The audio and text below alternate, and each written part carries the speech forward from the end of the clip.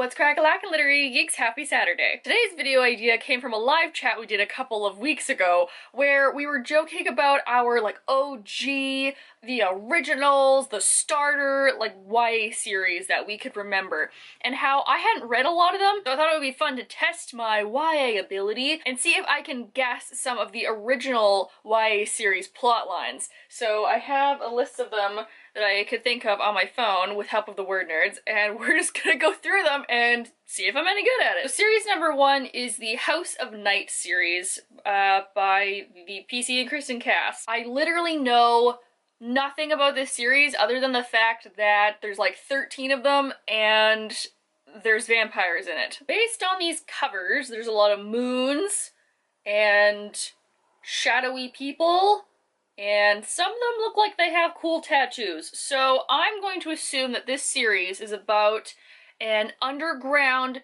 vampire tattoo parlor. Maybe in Vampire Land, the little moon is the basic tattoo, the basic girl, you know? Instead of getting the infinity symbol on your wrist or something, you get a moon. Maybe now they're inducted into some kind of secret cult or something of just basic girl vampires who all have basically the equivalent of a live, laugh, love tattoo on them somewhere.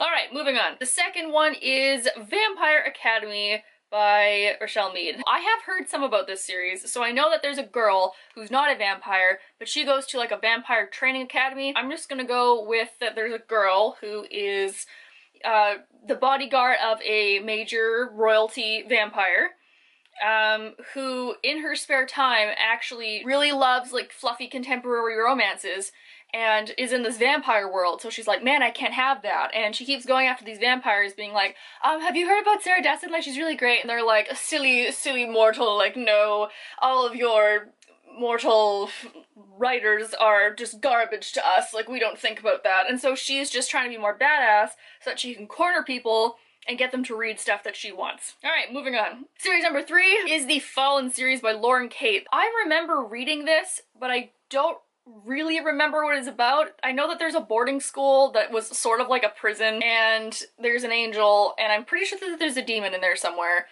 But I mean, it's not even that fun if there's not a demon in there somewhere, so. All these covers of this series are a girl with long dark hair looking very dramatic in a lovely dress. First of all, where'd she get the dress? Because as far as I know, this is a boarding school that's very strict, so she couldn't have gotten it there. Also, where'd she get it? Because that's a really freaking nice dress. I would like to wear that. I'm gonna go with typical girl has prophecy about her between angels and demons, and this guy that goes to the school is her guardian angel, and there's someone else there that's her guardian devil, and she just doesn't know what side to go with. But the reason she's looking so conflicted is because she got the dress from the demon guy. That's why it's black, and that's why she's crying or feeling dramatic. That's why. Okay, so Fallen, summarized, is a girl whose maybe boyfriend got her this really nice dress, but she's not sure if she should return his affections because the dress is really expensive.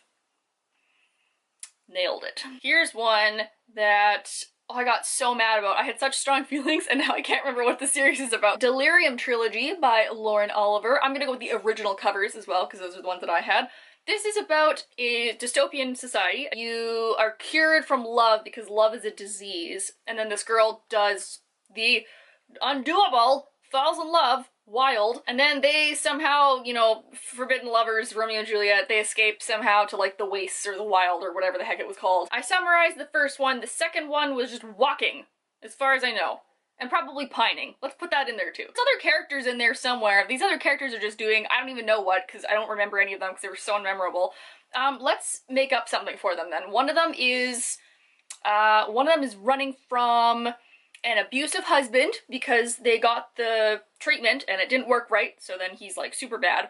One of them is paranormal but doesn't know it because that's always good, something to throw in an early 2000s book. One of them is an old ski instructor who just loves skiing so much that the treatment could not get rid of the love for skiing, and that's why they're just tagging along all the time. One series I just purged from my bookshelf is the Shatter Me series by Tahara Mafi because the writing was cool, but girl, that purple prose, I could have freaking drowned in that, okay? and it would have been a beautiful metaphor while I did. So Shatter Me, from what I remember, is about a girl who, if she touches something, it dies, or it's in like a lot of pain. And there's another guy who is immune to her powers, and that's really rare. But then there's somehow another guy that's also immune to her powers, and they're both conveniently attractive. One of them's also like a son of a governor, or like someone important. And he's cruel, but he's not, because he's a bad boy with a good heart. Like, I see you. What they should have done is actually just not gone to this point at all, because apparently in this series the world's gone to hell and like stuff's dying and there's no more food and like trees are gone and birds are non-existent, and it's just like, you know what, this could have all been avoided. Why the heck did you not recycle, Juliet? Huh? This is all your fault. Maybe if you were in that house sulking, feeling sorry for yourself, maybe if you like planted a tree or like did some calisthenics, I don't know, maybe that would have made you feel better and you could have solved this problem by yourself. No, you're making bad choices with your life. You need to rethink your priorities. This book could have been fixed with recycling.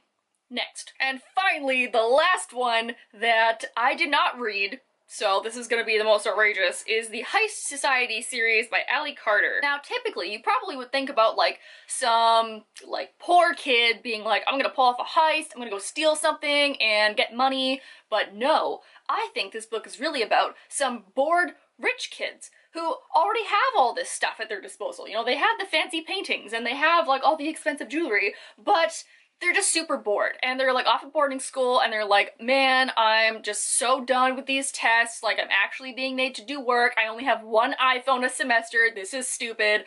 Let's just, you know, be rebels and go take something of my dad's in, you know, that spare room that we never go into because that's where like the expensive painting is or something. So they're like all wearing like Gucci sunglasses and like Dior, you know, cat suits. But at the end, it's not really worth it because they're really bad at their job, so they just get caught anyway, but like they don't tell each other that. They're like, oh no, I'm sorry, don't take away my $10,000 allowance. And then the parents are like, okay, don't do it again. And then they just go back to boarding school. Please let me know down below how well I did, because I honestly think I nailed that. Also, leave down below some of your OG favorite series. Mine definitely were the Summoning series by Kelly Armstrong and Uglies by Scott Westerfeld. Make sure to tune in on Sunday at 7:30 Eastern Standard Time here on YouTube for our live chat, and I will see you guys all there. Bye!